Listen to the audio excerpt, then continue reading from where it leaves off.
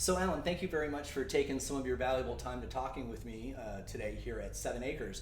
So the reason I wanted to talk to you is because yesterday during the tour, a lot of the grow staff were telling me about how limited you were with the genetics that you were able to choose to grow from here in Canada for now, right? Mm-hmm. And your role here at 7 Acres is moving the company towards this new in-house genetics concern called Cambrian, and you're going to be having to help develop the palette of colors that your growers get to grow with.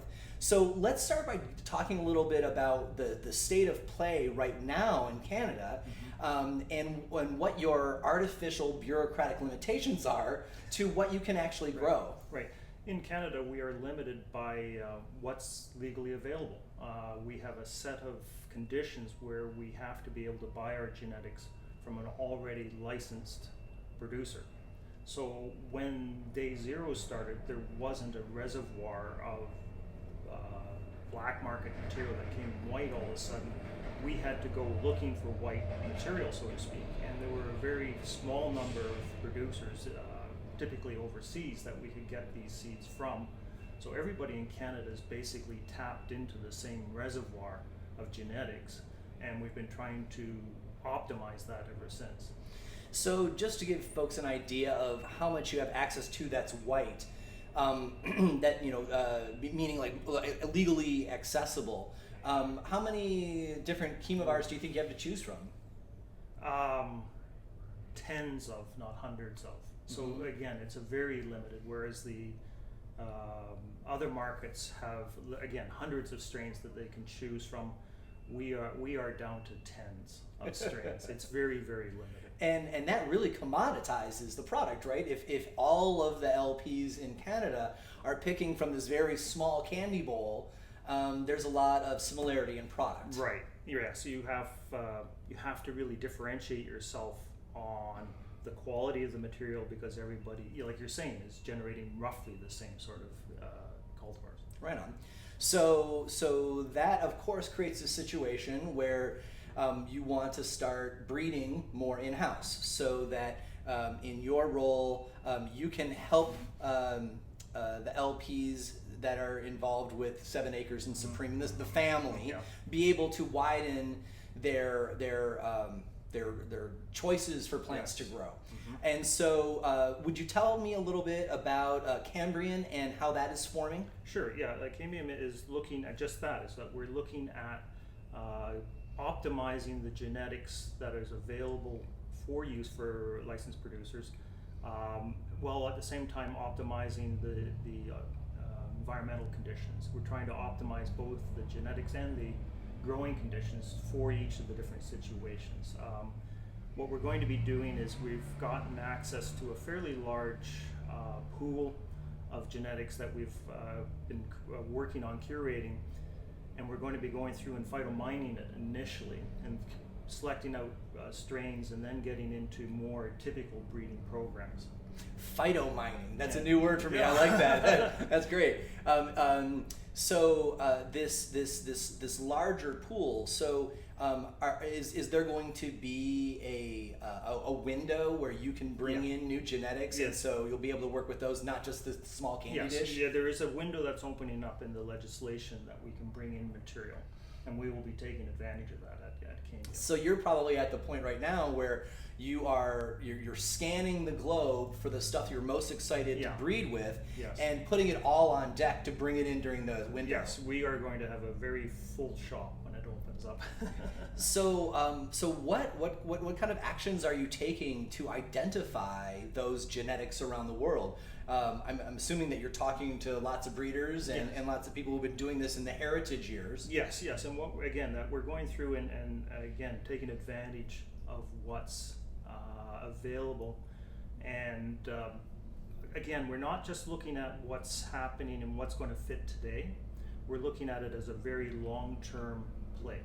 Is that when we're looking at the cultivars we're bringing in, that we'll be using them not only in 7 Acres, where we're doing full-scale, large production, but also looking at the next phase of the cannabis markets too, like optimizing for what's going to be happening 2 years, 3 years, 5 years down the line.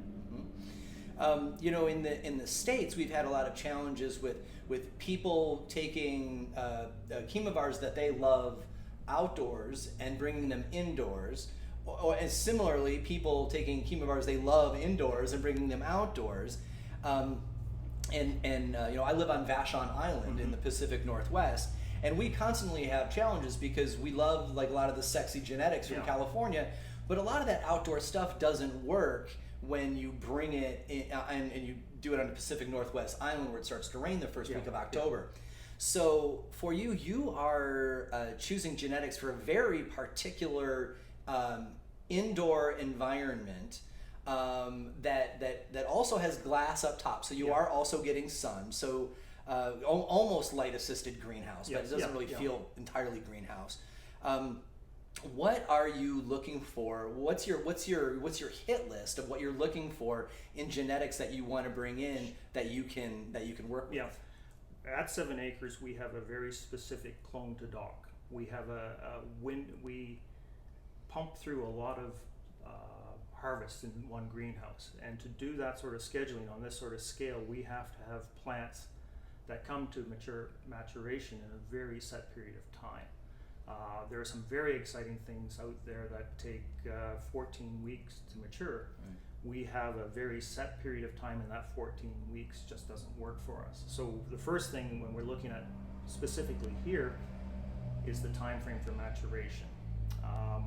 Within that, though, one thing that I'm really excited by is looking at how we can adjust the environment. The neat thing with greenhouses is everything's up for grab. If you want more light, you put more light in. If you want more water, you put more water in. Whereas in the Northwest, if it rains today, you get wet. And there's nothing you can do about it. In the greenhouse, you can make it rain whenever you want.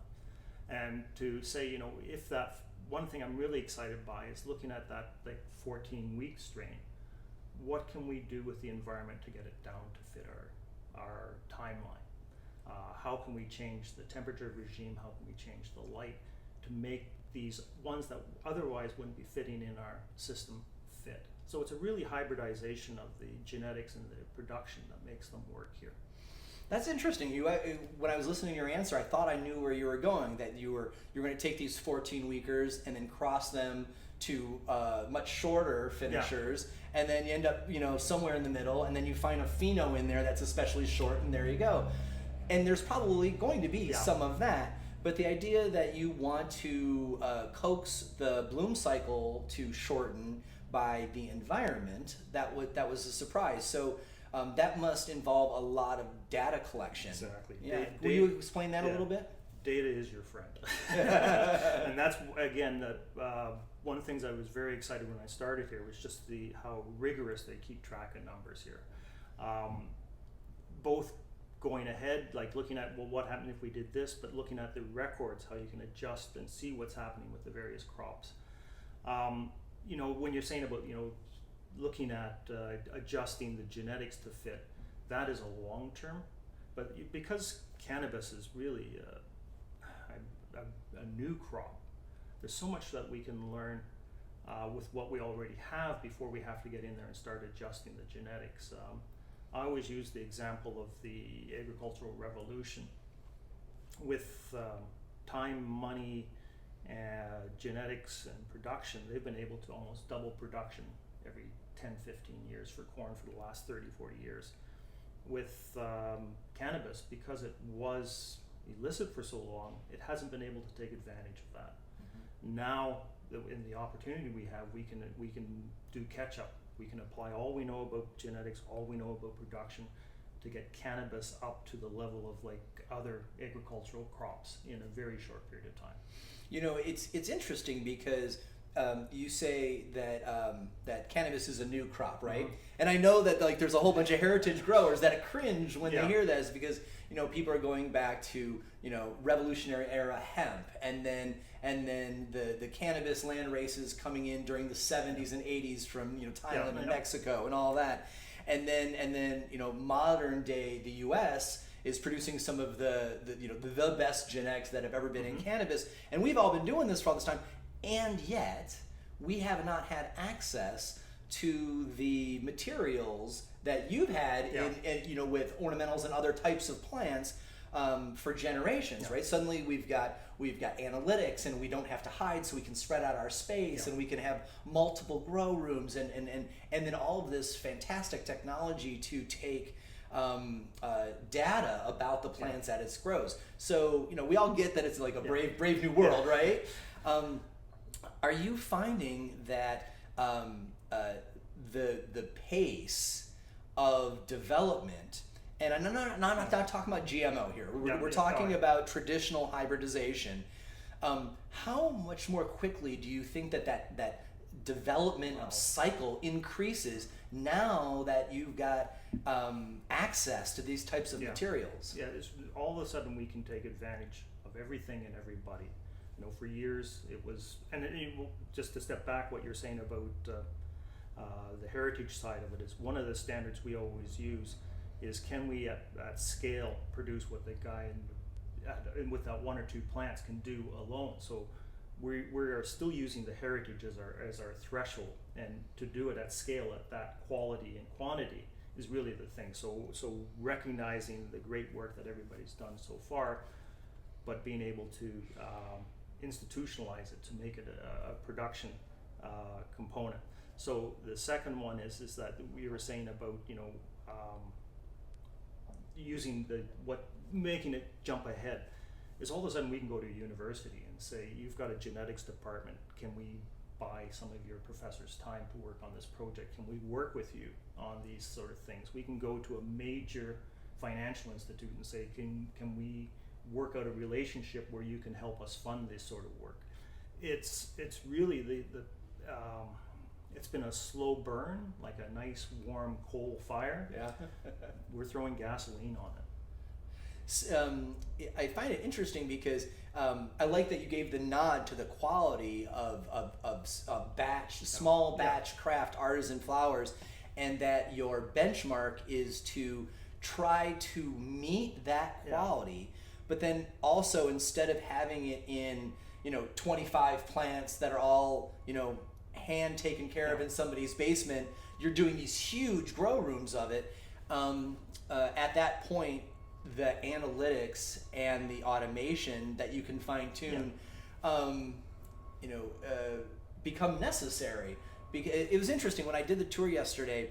I kept on seeing all of these really thoughtful automated solutions, and we had a little conversation with the staff about the classic phrase, the best fertilizer is the shadow of the farmer.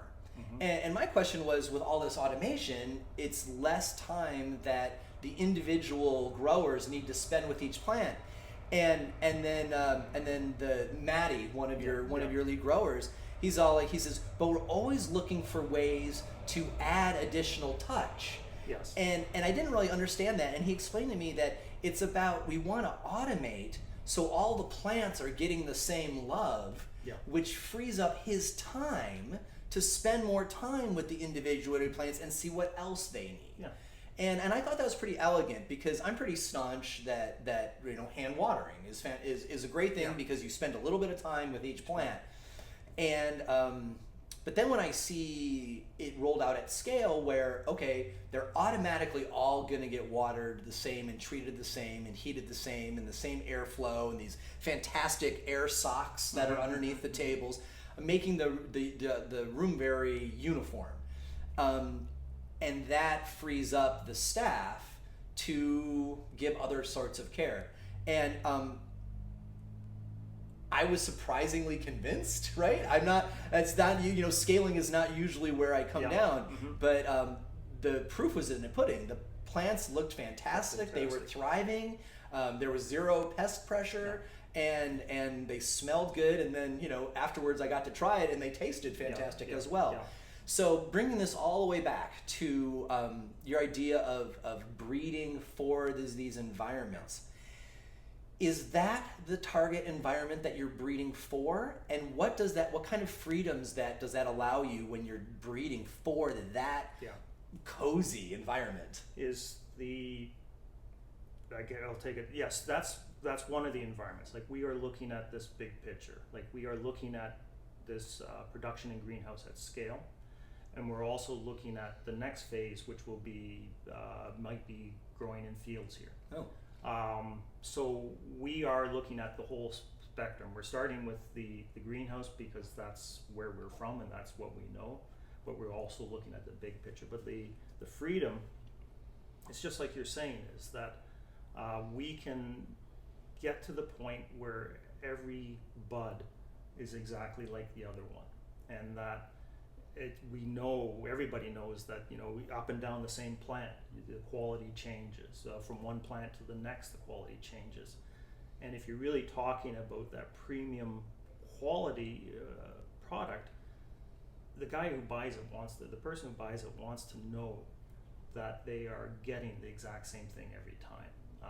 If this time it's a dud and next time it's a hit in the head sort of thing, you're going to be cautious. But if you know exactly what you're getting each time, and that's where we can actually start looking at saying, well, what do we want the consumer, what does the consumer want, rather than saying what we're going to give them, what do they want from us? We can start looking at environments that change the terpenoid profiles. Is that if you give the water at this time of day, what does it do to the limonene levels? If you give this quality of light, what does it do to pinene? And all those sort of fine-tuning. You were commented on the automation, and that automation sounds like you're dehumanizing it. I look at it as a palette of painting.